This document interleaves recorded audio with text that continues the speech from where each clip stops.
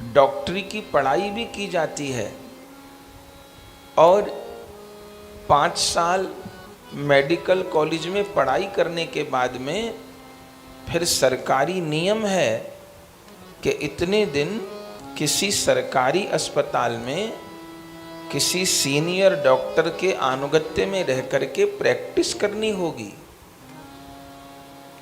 कोई केवल सीधा सर्जरी की पढ़ाई करके सर्जन नहीं बन जाता, उसको बहुत समय तक अपने किसी सीनियर के नीचे रह करके अभ्यास करना होता है।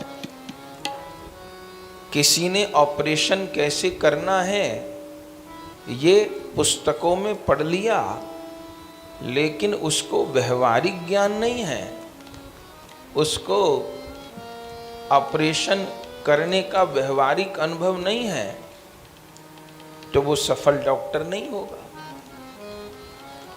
कोई हृदय रोगी किसी डॉक्टर के पास जाए और डॉक्टर कहे कि मैं पहला आपका ही ऑपरेशन करूंगा, आपसे ही शुरुआत करूंगा, तो रोगी तो घबरा जाएगा।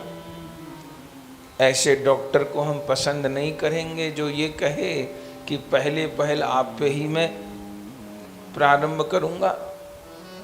हम तो उस डॉक्टर को पसंद करते हैं जिसके बारे में सुने कि अभी तक 500 ऑपरेशन कर चुका है, हजारों ऑपरेशन कर चुका है, रोज कितने मरीजों को देखता है। तो जिसने एक भी ऑपरेशन नहीं किया और जिसने हजारों ऑपरेशन किए हैं, पढ़ाई उन दोनों ने एक सी ही की है।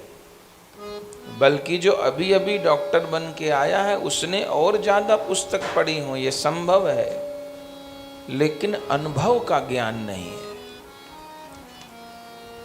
अनुभूति तो इस मार्ग में चाहिए। जिस साधन की बात कही जा रही है, जीवन में वो साधन किया है कि नहीं किया है, नाम जप करके देखा है कि नहीं देखा है, मंत्र जप किया है कि नहीं किया है, मंत्र का पुरस्चरण किया है कि नहीं किया है, साधना की है कि नहीं की है, लीला स्मरण किया है कि नहीं किया है, और करके अनुभूति प्राप्त की है कि नहीं की है। इसको कहते हैं शाब्दे परेच निष्णातम। शब्द ब्रह्म में भी निष्णात हो और परब्रह्म में भी निष्णात हो। तो ये थे सब आचार्य ही जो आए थे, साहित्याचार्य थे, व्याकरणाचार्य थे, दर्शन शास्त्र के आचार्य थे, बड़े बड़े आचार्य थे, लेकिन सबको पोथी का ज्ञान था। इसलिए महाप्रभु की इस दशा को कोई पकड़ नहीं पाया।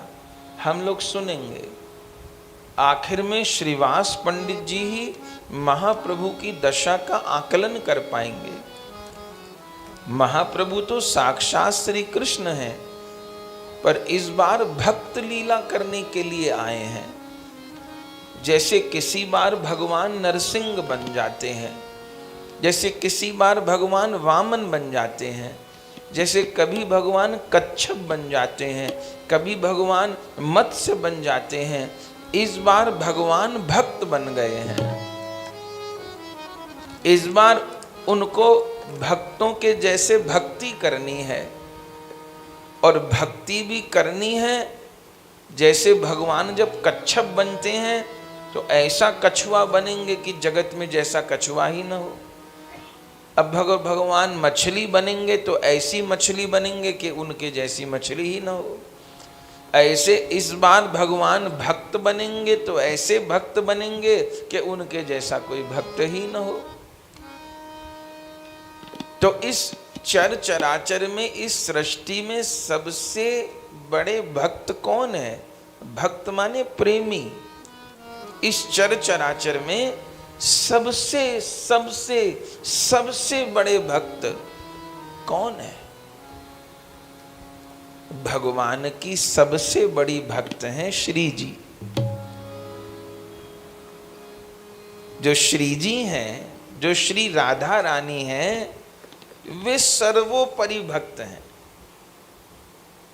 ये कहिए कि सब भक्त उस भक्ति के बिंदु हैं, पर श्री राधा रानी उस भक्ति की सिंधु हैं। सब भक्त उस प्रेम की बिंदु हैं, लेकिन राधा रानी उस प्रेम की सिंधु हैं। और वो स्वयं श्री कृष्ण की आत्मा है।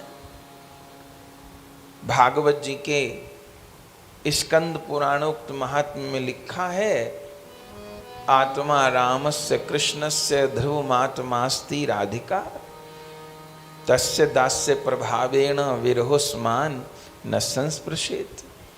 यमुना जी का वचन है। यमुना जी भगवान की रानियों को कहती हैं कि सब जीवों की आत्मा तो परमात्मा श्री कृष्ण है, आत्मा रामस्य कृष्णस्य पर ध्रुवमात्मास्ति राधिका, पर उनकी भी आत्मा श्री राधिका है। उनकी अहिलादनी शक्ति श्री राधिका है। अहिलाद माने आनंद की पराकाष्ठा, अहिलाद माने प्रेम की पराकाष्ठा।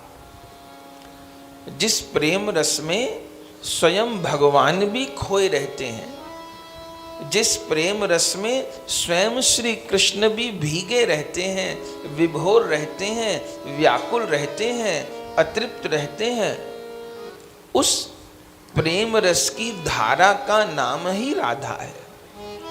इसलिए राधा शब्द को उल्टा करिए तो धारा बनता है।